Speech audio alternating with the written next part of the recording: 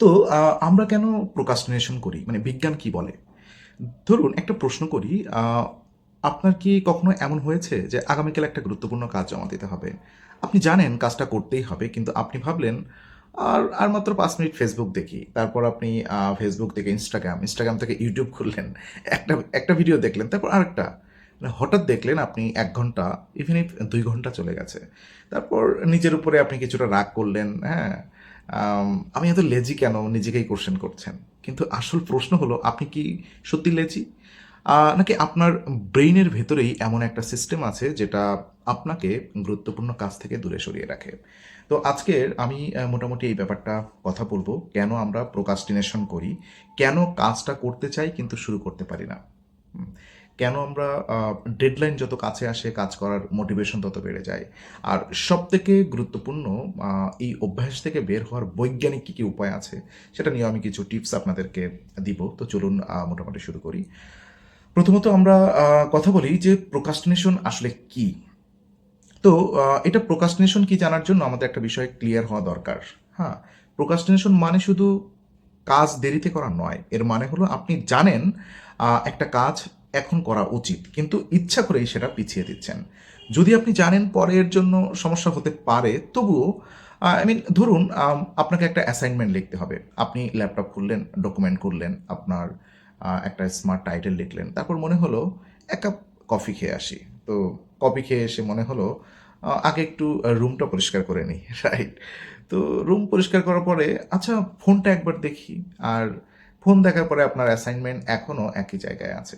এটাই কিন্তু ultimately procrastination. কিন্তু এখানে মজার বিষয় হলো আপনি কাজটা করতে চান না এমন নয়। আপনি কাজটা করতে চান কিন্তু এই মুহূর্তে অন্য কিছু করতে বেশি ভালো লাগছে।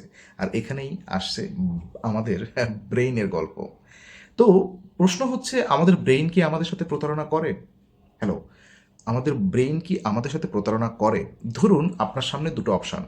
অপশন এ, আজ ৩ ঘন্টা বসে একটা কঠিন কাজ শেষ করবেন, রাইট? আর option B, ১০ minute Instagram reel দেখবেন। আপনার ব্রেইন কোনটা বেছে নেবে? ডেফিনিটলি বেশিরভাগ সময় এই যে অপশন বিটা, আই মিন রিলস দেখা। কারণ কি? কারণ রিলস আপনাকে তাৎক্ষণিক আনন্দ দিচ্ছে। কিন্তু অ্যাসাইনমেন্টের রিওয়ার্ড, পুরস্কার সেটা হয়তো ৩ দিন ৫ দিন পরে পাবেন। সো এই ব্যাপারটা সহজভাবে বলা যায় যে ইমিডিয়েট রিওয়ার্ড বনাম আপনার ডিলেড রিওয়ার্ড। মানে আমাদের যে ব্রেইন, ওকে, আমাদের ব্রেইন অনেক সময় ভবিষ্যতের বড় লাভের চেয়ে বর্তমান ছোট ছোট মানে আনন্দকেই বেশি গুরুত্ব দেয়। মানে আজকের ১০ মিনিটের আনন্দ অলওয়েজ লার্জার দেন আগামী সপ্তাহের বড় সাফল্য আমাদের ব্রেইনের কাছে। তো এই কারণেই আপনি ভাবেন আজকে একটু রিল্যাক্স করি, কাল থেকে সিরিয়াস হব। আর সেই কাল এটা কখনোই আসে না, কারোর জীবনে আসেনি আমি যতটুকু বুঝি। তাহলে মোটিভেশনটা কোথায় কাজ করার? তো এখানে একটা বড় ভুল ধারণা আছে। আমরা ভাবি মোটিভেশন আসলে আমি কাজ শুরু করব। কিন্তু আসলে সময় ব্যাপারটা উল্টো। কাজ শুরু করলে মোটিভেশন আসে। ধরুন আপনি ভাবছেন আজকের ২ ঘন্টা পড়ব। ব্রেইন শুনেই তো ভয় পেয়ে যেতে পারে। কিন্তু যদি বলেন শুধু ৫ মিনিট পড়ব, তখন কাজটা অনেক ছোট মনে হয়। আর এখানেই ব্রেইনের একটা গুরুত্বপূর্ণ বৈশিষ্ট্য। মানে ব্রেইন গুরুত্বপূর্ণভাবে কাজ করে। টাস্কের সাইজ আমাদের ইমোশনকে প্রভাবিত করে।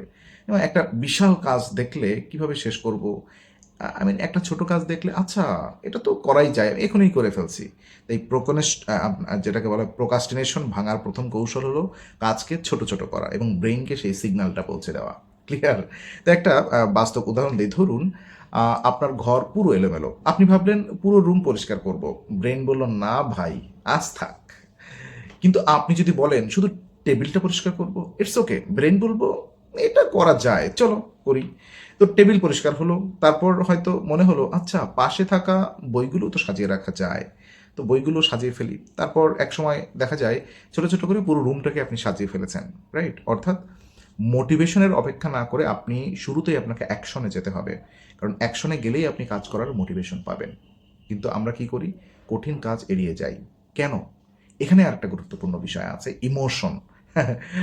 আমরা কি হয় অনেক সময় আমরা কাজকেই ভয় পাই না, আমরা কাজটার সঙ্গে যুক্ত অনুভূতিটাকে এড়িয়ে যাই। হ্যাঁ, যেমন এক্সাম্পল হিসেবে যদি আমি বলি, এক্সামে পড়া শুরু করলে মনে হবে আমি হয়তো পারবো না। একটা বিজনেস প্রপোজাল লিখতে বসলে যদি ক্লায়েন্ট রিজেক্ট করে, ভিডিও বানাতে গেলে মানুষ যদি হাসাহাসি করে, এই অস্বস্তিকর যে অনুভূতি থেকে বাঁচতে ব্রেইন একটা সহজে রাস্তা খুঁজে নেয় সবসময়। এই কাজটাই বাদ দিয়ে দাও। ফেসবুক খোলো, ইনস্টাগ্রাম খোলো, ইউটিউব খোলো, গেম খেলো, ঘুমিয়ে পড়ো, অথবা যে কোনো একটা সিরিজ অথবা সিরিয়াল দেখা শুরু করো। মানে কিছুক্ষণের জন্য আপনি ভালো অনুভব করবেন এগুলো করলে, কিন্তু সমস্যা তো থেকেই গেল। তো এখানেই প্রোকাস্টিনেশনের একটা ইমোশন আর কি, যেটাকে বলা ইমোশন রেগুলেটরি প্রবলেম হিসেবে দেখা যেতে পারে। আপনি ভবিষ্যৎ সমস্যা সমাধান করার বদলে এই মুহূর্তে কিছুটা অস্বস্তি কমাচ্ছেন, স্বস্তি পাচ্ছেন, that's it. Then social media কেন প্রোকাস্টিনেশন বাড়িয়ে দিতে পারে? তো সব থেকে বড় শত্রু আমাদের সোশ্যাল মিডিয়া, স্মার্টফোন। আপনি একটা কঠিন কাজ করছেন, সাপোজ ব্রেইন একটু ক্লান্ত, তারপর ফোনে একটা নোটিফিকেশন আসলো, সামান লাইক ইউর পোস্ট অথবা কমেন্টেড।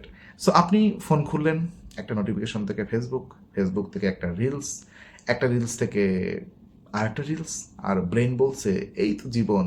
কারণ সোশ্যাল মিডিয়াতে কন্টেন্ট খুব দ্রুত রিওয়ার্ড দেয়, আপনাকে অপেক্ষা করতে হয় না। মানে একটা সুইপ নতুন ভিডিও, আর একটা সুইপ নতুন কন্টেন্ট, এই কন্টিনিউয়াস নোভেলটি আপনাকে অ্যাটেনশন ধরে রাখতে পারে। হ্যালো, সোশ্যাল মিডিয়া আমাদের সব থেকে বড় শত্রু। তাই যদি আপনি গুরুত্বপূর্ণ কাজের পাশে ফোন রেখে দেন, আপনার ব্রেইনের জন্য ফোন অনেক সময় হয়ে যায় স্কেপ বাটন। ক্লিয়ার? তো এই জিনিসটা ম্যানেজ করার চেষ্টা করবেন। তো ডেডলাইন কেন আমাদের কাজ করায়? সবথেকে মজার প্রশ্ন। আপনি যদি কাজটা 30 দিন আগে পান, কোনো কাজ, কোনো প্রজেক্ট, কেন 29 দিন করেন না? মানে কিন্তু ডেডলাইনের আগের রাতে হঠাৎ আপনি খুবই জিনিয়াস হয়ে যান। 3 ঘন্টার কাজ 1 ঘন্টায় শেষ করে ফেলেন। এটা কেন? কারণ ডেডলাইন যত কাছে আসে, ফিউচার আর প্রেজেন্টের দূরত্ব তত কমতে থাকে। আগে মনে হয়েছিল অনেক সময় আছে, কিন্তু এখন ওই যে কাল জমা দিতে হবে যে, তখন রিওয়ার্ড এবং কনসিকুয়েন্স দুটোই খুব বাস্তব মনে হয়। ব্রেইন এর কাছে কাজটা হঠাৎ গুরুত্বপূর্ণ হয়ে ওঠে। কিন্তু সমস্যা হলো ডেডলাইন ড্রিভেন কাজ সবসময় ভালো স্ট্র্যাটেজি নয়, কারণ এতে স্ট্রেস বাড়তে পারে, আপনার ঘুম নষ্ট হতে পারে, আপনার কাজের প্রজেক্টের যে কোয়ালিটি কমতে পারে।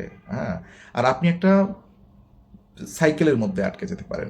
Delay, stress, deadline, panic, work, relief, আবার ডিলে। জাস্ট এই সার্কেলের মধ্যে আপনি ঘুরতে থাকবেন, প্রফেশনাল করতে পারবেন না। তো তাহলে প্রোকাস্টিনেশন বন্ধ করার উপায় কি? তো কয়েকটা কৌশল আমি আপনাদেরকে বলি। প্রথম কৌশল, শুধু 5 মিনিট রুল নিজেকে বলবেন না। আজ 3 ঘন্টা কাজ করব বলুন।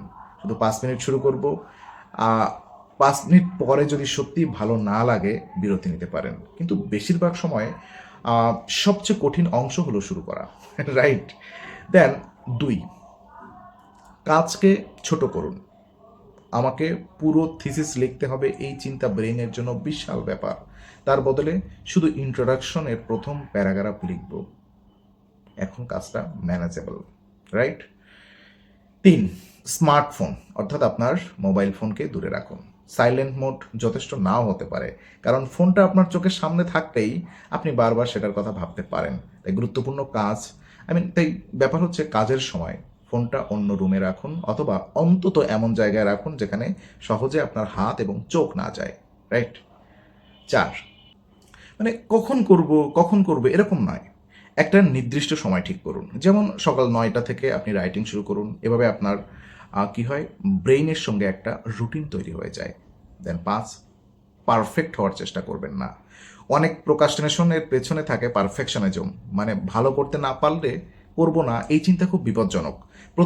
প্রথম ড্রাফট খারাপ হতে পারে, প্রথম ভিডিও এভারেজ হতে পারে, প্রথম আর্টিকেল পারফেক্ট নাও হতে পারে, কিন্তু অসম্পূর্ণ কাজ অলওয়েজ লার্জার দেন কোনো কাজ না করা। তো প্রথমে তৈরি করুন আপনার, তারপর ধীরে ধীরে ইমপ্রুভমেন্ট তৈরি হবে।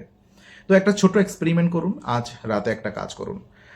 আপনার এমন একটা কাজ বেছে নিন যেটা আপনি অনেকদিন ধরে পিছিয়ে দিচ্ছেন। হ্যাঁ, তারপর কাগজে লিখুন আমি এটা কেন করছি না, তার নিচে 3টা কারণ লিখুন। হয়তো লিখবেন কঠিন, হয়তো লিখবেন সময় লাগবে, হয়তো লিখবেন ভয় লাগছে, হয়তো লিখবেন পারফেক্ট হচ্ছে না। তারপর কাজটাকে এত ছোট করুন যাতে আপনার ব্রেইন বলতে না পারে এটা অনেক বড়। যেমন পুরো বই পড়বো না, আজ 5 পৃষ্ঠা পড়ব।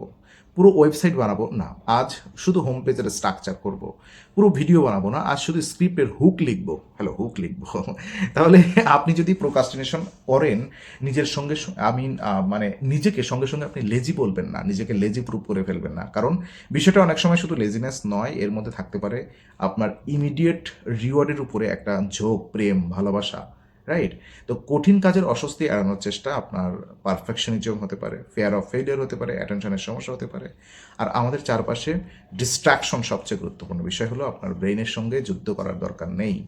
ব্রেইনকে ছোট একটা কাজ দিন, শুরু করুন, তারপর মোমেন্টাম তৈরি হতে দিন। কারণ অনেক সময় কি হয়, মোটিভেশন অ্যাকশন নয়, বরং অ্যাকশনই হয়ে যায় আপনার মোটিভেশন। মানে কাজ শুরু করলেই আপনি কাজ করার মোটিভেশন আরও পেয়ে যাবেন। তো শেষে আপনাদের জন্য একটা প্রশ্ন, আপনি সাধারণত কোন কাজটাকে সবচেয়ে বেশি পারফেক্ট অথবা প্রোকাস্টিনেশন করেন?